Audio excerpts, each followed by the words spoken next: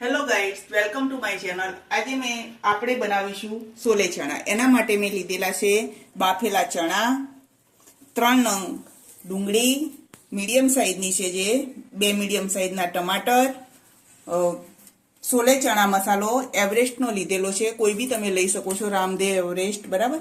એના માટે એક મરચું લાલ, એક તમાલપત્ર, એક ટુકડો આદુ, 2-3 કાળા મરી, એક ટુકડો તજ, 2 લવિંગ અને 3 કળી લસણ, અને 1 ચમચી એની અંદર આપણે લઈશું જીરું, 1 ચમચી હલ્દી પાવડર, 1 ચમચી મરચું પાવડર અને 1 ચમચી લઈશું આપણે ધાણા જીરું પાવડર, અડધી ચમચી હિંગ પણ લીધેલી છે। આપણે ચણાનો વઘાર કરીશું, એના માટે મેં ગેસ ઉપર કઢાઈ મૂકેલી છે અને ગેસ નીચે સટકાવી દીધો છે। એની અંદર 2 ડોકલી ભરી 2 થી 3 ડોકલી સુધીનું તેલ અંદર નાખીશું, બરાબર।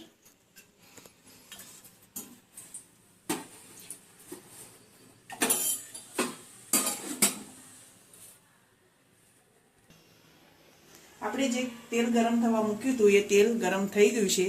હવે એની અંદર આપણે જીરું તતડાવીશું।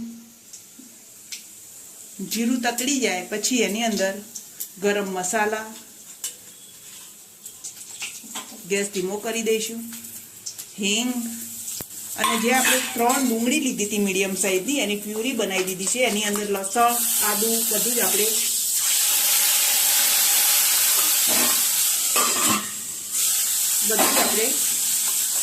ક્રશ કરી દીધેલું છે, એને પહેલા નાખીશું। હવે જ્યાં સુધી તેલ ના છૂટે ત્યાં સુધી ડુંગળીને આપણે થવા દઈશું ગેસ ઉપર, બરાબર।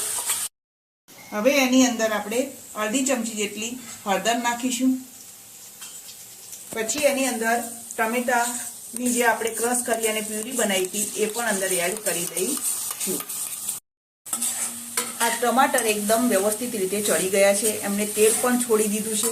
તો હવે એની અંદર આપણે લાલ મરચું પાવડર, ધાણા જીરું પાવડર 1 ચમચી, અને આપણે જે બાફેલા ચણા હતા એની પ્યુરી કરીને રાખેલી છે એ પણ અંદર એડ કરી દઈશું। અને એની અંદર હવે સ્વાદ પ્રમાણે મીઠું ઓછું જ નાખીશ, કારણ કે જે બાફેલા ચણા હતા એની અંદર મીઠું આપણે એડ કરેલું છે, માટે થોડુંક મીઠું નાખીશું સ્વાદ અનુસાર। આજે આપણે બધું નાખ્યું એને બરાબર હલાવી અને બરાબર અંદર ભેળવી દીધું છે। હવે એની અંદર હું જે બાફેલા ચણા હતા એ પણ એડ કરી દઈશ અને થોડુંક પાણી નાખીશ। હવે એની અંદર હું પાણી એડ કરીશ અને વ્યવસ્થિત રીતે તેલ બહાર ના નીકળે ત્યાં સુધી એને બરાબર થવા દઈશ। એની અંદર આપણે જે તૈયાર ચણા મસાલો લીધો હતો, ગરમ મસાલો, એ અંદર એડ કરીશું, એને બરાબર હલાવી દઈશું, એને મિક્સ કરી અને પછી એની અંદર ધાણાથી એને સજાવી દઈશું, બરાબર। આ છે આપણું